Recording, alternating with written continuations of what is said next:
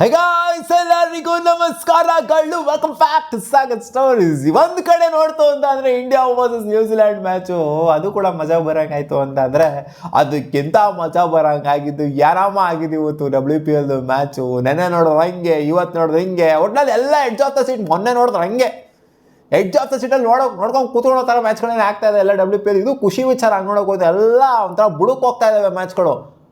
ತೀರಾ ಕಮ್ಮಿ ಆಗಿರೋಂಥ ಮ್ಯಾಚ್ಗಳಲ್ಲಿ ಎಲ್ಲ ಒನ್ ಸೈಡ್ ಮ್ಯಾಚು ಅನ್ನೋವಂಥದ್ದು ಕಮ್ಮಿ. ಎಲ್ಲ ಒಂದು ನೋಡಿ, ನಮ್ಮ RCB ಮ್ಯಾಚ್ ಆಗಿರಲಿ, ನೆನ್ನೆ ನಡೆದಂಥ ಮ್ಯಾಚ್ ಆಗಿರಲಿ, GG ಮ್ಯಾಚ್ ಆ್ಯಕ್ಚುಲಿ ಅದು ಕೂಡ ಕ್ಲೋಸ್ ಮ್ಯಾಚ್ ಆಗಿತ್ತು. ಮತ್ತೆ GG ಅವರು ಕ್ಲೋಸ್ ಮ್ಯಾಚ್ನ ಆಡಿದ್ದಾರೆ.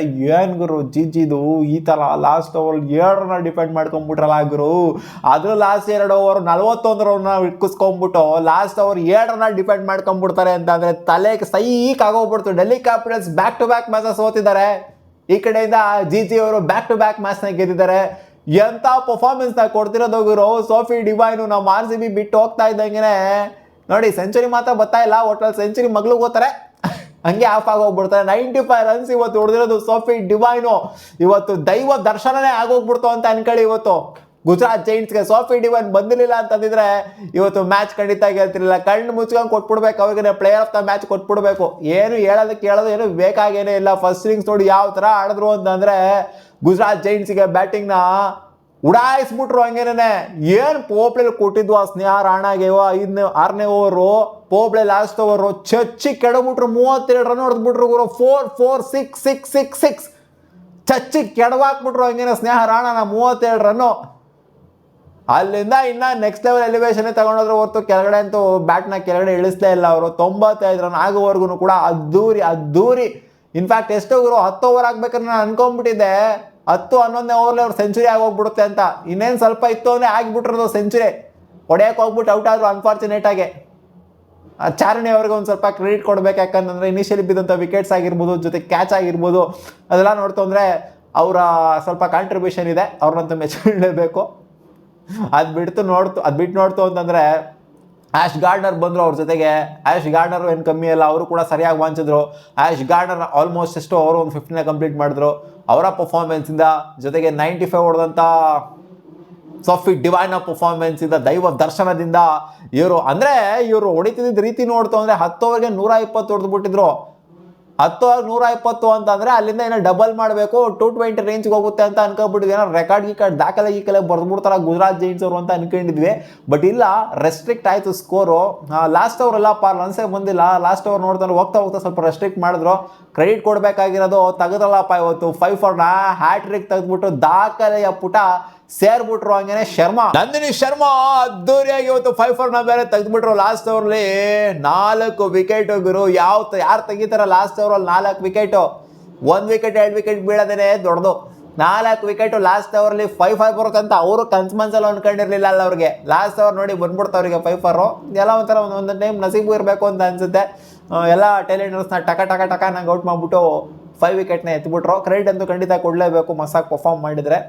ಹೌದು, ಒಂದು 8 ರನ್ ಪರ್ ಓವರ್, ಅದಕ್ಕೆ ಒಂದು ಸ್ವಲ್ಪ ಜಾಸ್ತಿನೇ ಇದೆ. ಇವಾಗ ಹೊಡೆದಿರೋಂಥ ಸ್ಕೋರ್ ನೋಡ್ತಂದ್ರೆ ಅದೇ ಒಂದು ಸ್ವಲ್ಪ ಎಕಾನಮಿ ಬೆಸ್ಟ್ ಅಂತ ಹೇಳಬೇಕು.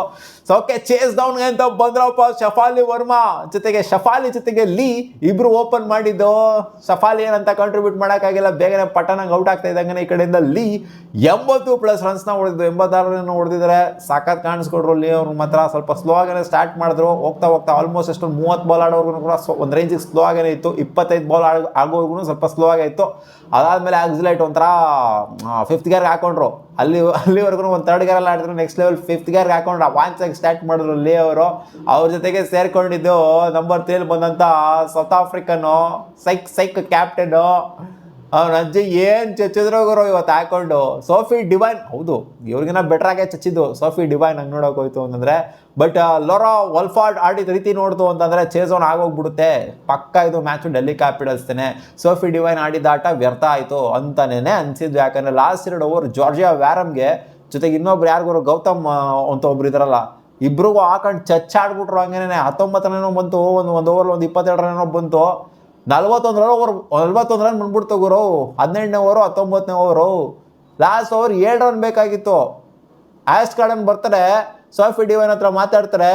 ಬಾರಮ್ಮ ಇಲ್ಲಿ ನೀನು ಬಾಲ್ ಹಾಕಬೇಕು, ನನಗೆ ಎಕ್ಸ್ಪೀರಿಯನ್ಸ್ ಅಂತ ಕೊಡ್ತಾ ಇದ್ದೀನಿ, ನೋಡ್ಕೊಂಡು ಹಾಕೋ, ಈ ಮ್ಯಾಚ್ ನಮ್ಮ ಕೈಲಿದೆ ಅಂತ ಬಾಲ್ನ ಕೊಡ್ತಾರೆ. ಸೋಫಿ ಡಿವೈನು ಮುಟ್ಟಿದ್ದೆಲ್ಲ ಚಿನ್ನ ಗುರು ಇವತ್ತು ನಂದು ಅಂತ ತೋರಿಸ್ಬಿಟ್ರೆ ಹಿಂಗೇನೆ ಡೆಲ್ಲಿ ಕ್ಯಾಪಿಟಲ್ಸ್ ಅವ್ರಿಗೆ ಕೂದಾಕ್ಬಿಟ್ರೆ ಹಿಂಗೇನೆ. ಏನು ಗುರು ಇದು ಇಂಥ ಬೌಲಿಂಗು ಸೋಫಿ ಡಿವೈನಿಂದ, ಅಲ್ಲಾಡ್ಸೋಕ್ಕಾಗಲಿಲ್ವಲ್ಲ ಗುರು ಸೋಫಿ ಡಿವೈನ್ನ.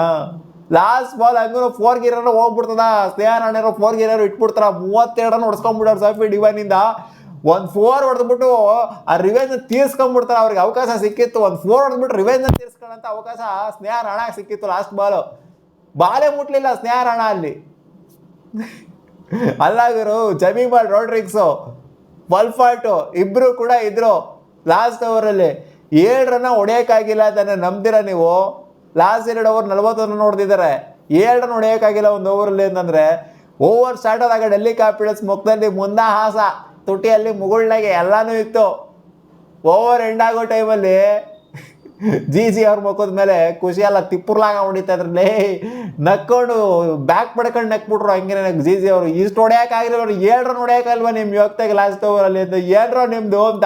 ಒಟ್ಟಲ್ಲಿ 2 ಇನ್ನಿಂಗ್ಸ್ನ ಗಮನಿಸ್ತು ಅಂತಂದರೆ, ಫಸ್ಟ್ ಇನ್ನಿಂಗ್ಸಲ್ಲೂ ಕೂಡ ಅಷ್ಟೇ ಲಾಸ್ಟ್ ಓವರ್ 20th ಓವರ್ ಸಗದಾಗಿದೆ.